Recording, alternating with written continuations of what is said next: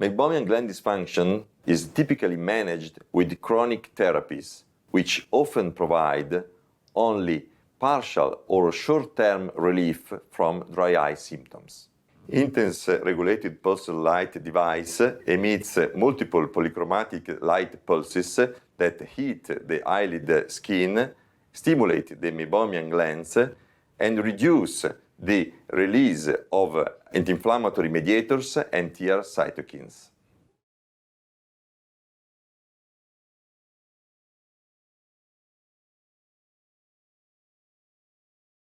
Open the ICP program by SBM Sistemi onto the computer connected to the device. Input the patient's data and select the appropriate exam in the menu. Instruct the patient to put their chin and the forehead in the correct position on the slit lamp with the instrument to perform non-invasive BUT examination. After non-invasive BUT, lipid layer thickness is examined. For Meibomian gland loss assessment, select the Meibomian gland exam.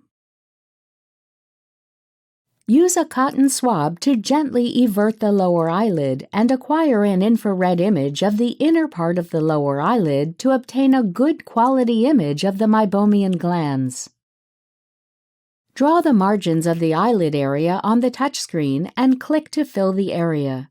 The system will automatically calculate the percentage of Meibomian gland area in relation to the total area of the eyelid.